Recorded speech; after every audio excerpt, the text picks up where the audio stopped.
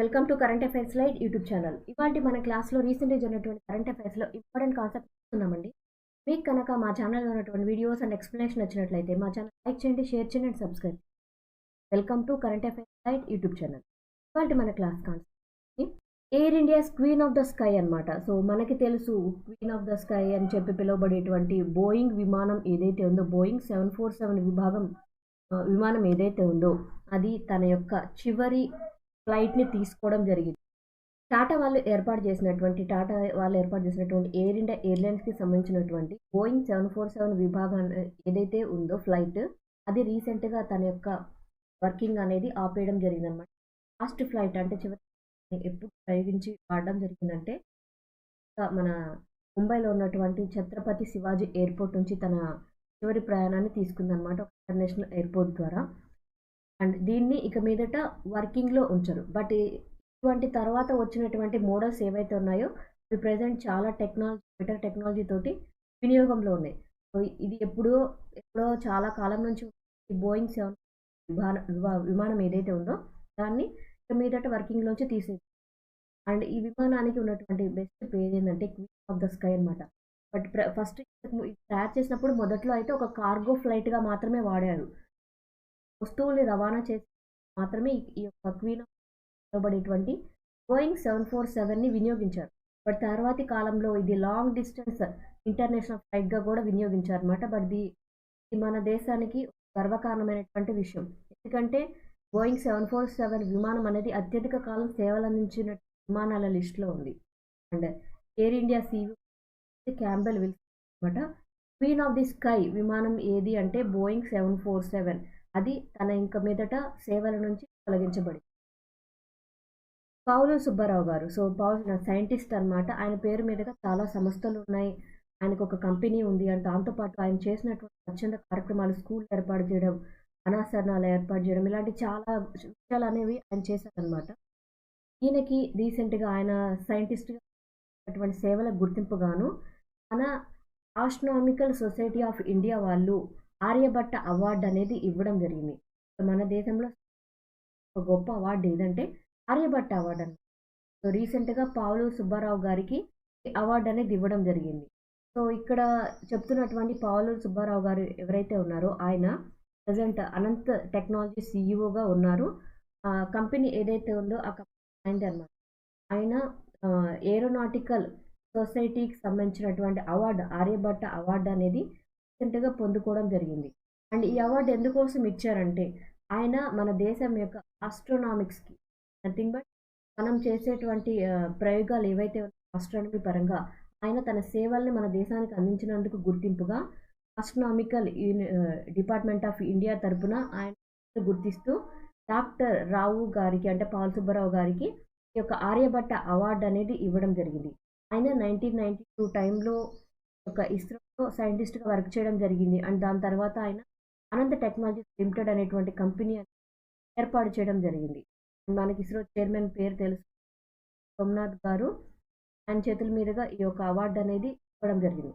So Aryabhata award 2024 award ఎవరికి ఇవ్వబడిందంటే doctor పావులు సుబ్బారావు గారికి ఈ అవార్డు అనేది ఇవ్వడం జరిగింది.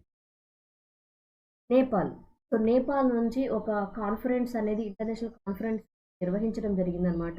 అండ్ ఈ కాన్ఫరెన్స్ యొక్క ప్రాముఖ్యత ఏంటంటే వాళ్ళ దేశం యొక్క టూరిజాన్ని పెంపొందించుకోవడం.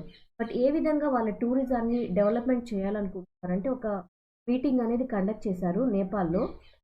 ఫస్ట్ రెయిన్బో టూరిజం కాన్ఫరెన్స్ అనేది నిర్వహించడం జరిగింది. రెయిన్బో టూరిజం కాన్ఫరెన్స్ అనేది పేరు ఎందుకు పెట్టారు, దాని ప్రాముఖ్యత ఎందుకు, మయాకో పెహచాన్ నేపాల్. సో మయాకో పెహచాన్ నేపాల్ అనేది ఒక పబ్లిక్ ఎంటిటీ, నథింగ్ బట్ ఒక ఆర్గనైజేషన్ లాంటిది అనమాట. ఈ మయాకో పెహచాన్ నేపాల్ అనేది ఏదైతే ఉందో అది LGBT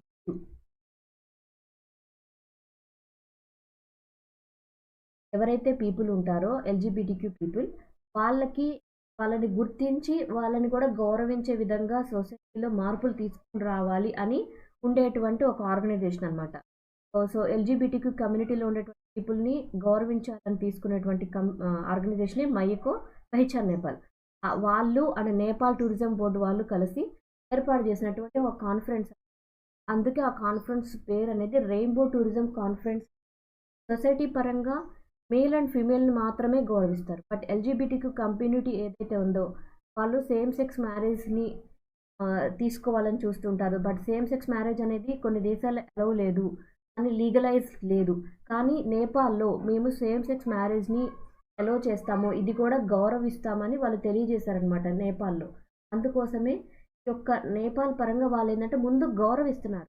దేశానికి వచ్చేటువంటి టూరిస్టులు ఎవరైతే ఉంటారో సేమ్ సెక్స్ మ్యారేజెస్ అంటే ఎల్జీబీటీ కమ్యూనిటీకి సంబంధించినటువంటి పీపుల్ ఎవరైతే ఉంటారో వాళ్ళని మేము గౌరవిస్తాం. మా దేశానికి టూరిస్టులుగా వచ్చినటువంటి ఈ కమ్యూనిటీ ప్రజలు ఎవరైతే ఉన్నారో వాళ్ళని మేము గౌరవిస్తాము అని ఈ యొక్క మీటింగ్ ద్వారా వాళ్ళు తెలియజేశారనమాట.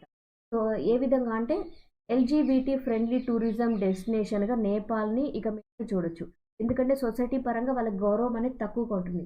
బట్ ఎప్పుడైతే ఇటువంటి ప్రోగ్రామ్స్ అని నిర్వహిస్తారో దేశంలో వాళ్ళు ఆ రకమైనటువంటి ప్రజల్ని కూడా మేము గుర్తిస్తున్నాము, మేము వాళ్ళని గౌరవిస్తున్నాము అని తెలియజేయడానికి నేపాల్ వాళ్ళు ఇటువంటి కాన్ఫరెన్స్ అనేది నిర్వహించడం జరిగిందనమాట. రీసెంట్గా అయితే రికగ్నిషన్ అనేది ఇచ్చారు సేమ్ మ్యారేజెస్. నేపాల్లో రికగ్నిషన్ అనేది గుర్తించి వాళ్ళని కూడా లీగలైజ్గా గుర్తించడం జరిగింది.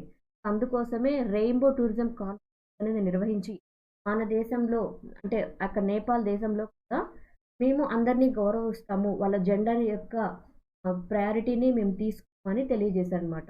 కాన్ఫరెన్స్ ఏదైతే ఉందో ఆ దేశానికి చెందినటువంటి ministry of women, children, citizen విభాగం మినిస్టర్ అనమాట భగవతి చౌదరి. ఆమె ఈ యొక్క మీటింగ్ని హోస్ట్ చేయడం జరిగింది. అంటే చేసి మీటింగ్లో పాల్గొనడం జరిగింది. Rainbow tourism conference international conference అది ఎందుకోసం అంటే ఎల్జీబీటీక్యూ కమ్యూనిటీ సంబంధించినటువంటి వాళ్ళని కూడా గౌరవిస్తాము అని తెలియజేస్తూ నేపాల్ వాళ్ళు ఏర్పాటు చేసినటువంటి ఒక మీటింగ్. మ్యాక్స్ వెస్టాపెన్. సో ఈయన తెలియనటువంటి వాళ్ళు ఎవరు ఉండరు. మ్యాక్స్ వెస్టాపెన్ అంటే ఫార్ములా 1 రేసింగ్ అన్నమాట. సో ఈయన రీసెంట్గా ఒక టైటిల్ అనేది గెలవడం జరిగింది. షాంఘై గ్రాండ్ ప్రిక్స్ టైటిల్ అనమాట. షాంఘై గ్రాండ్ ప్రిక్స్ టైటిల్ ఏదైతే ఉందో ఆయన గెలిచారు. దీనికి సంబంధించినటువంటి కొంత ఇన్ఫర్మేషన్. సో ఈయన తన యొక్క విక్టరీ, తన యొక్క కెరియర్లో చాలా టైటిల్స్ గెలవడం జరిగింది. రీసెంట్గా అయితే చైనీస్ గ్రాండ్ ప్రిక్స్ ఏదైతే ఉందో దాన్ని గెలుపొందారనమాట. ఈ సీజన్ పరంగా 4వ సారి ఆయన గెలవడం జరిగింది. ఆయన ఇంతవరకు 27 సార్లు ఈ రేసింగ్ పరంగా పాల్గొన్నప్పుడు 23 సార్లు ఆయన గెలుపొందారు. అండ్ ఆయన తర్వాత యాక్రేస్ అండ్ సినాజ్ ఫెరారీ వాళ్ళు కూడా 4th and 5th ప్లేసెస్ పరంగా యొక్క టైటిల్ అనేది గెలుపొందారు. అండ్ ఈ టైటిల్ గెలుపొందిన వాళ్ళ లిస్ట్లో రసెల్స్ అనేటువంటి వ్యక్తి, అలాన్సో అనే వ్యక్తి ఉన్నారు. రసెల్స్ అనేటువంటి వ్యక్తి మెర్సిడీస్కి ప్రాతినిధ్యం వహిస్తూ ఉన్నారు. అలాన్సో అనేటువంటి వ్యక్తి ఆస్టన్ మార్టిన్ అనేటువంటి ఏవైతే కార్స్ ఉంటాయో వాటికి ప్రాతినిధ్యం వహిస్తున్నారనమాట. వాళ్ళిద్దరికి వచ్చేసి 6th పొజిషన్, 7th పొజిషన్ వెళ్ళారు. ఈయన వచ్చేసి వెస్టాపెన్ గారు చైనీస్ గ్రాండ్ ప్రిక్స్ గెలవడం ద్వారా ఈ సీజన్లో ఆయన తన యొక్క టైటిల్ అనేది ఈ యొక్క ఫార్ములా 1 రేస్ కార్స్ పరంగా తన యొక్క టైటిల్ని ఇంకా బెటర్గా చేసుకున్నాడు. ఆయన పొజిషన్ని కూడా బెటర్గా చేసుకున్నాడు అనమాట.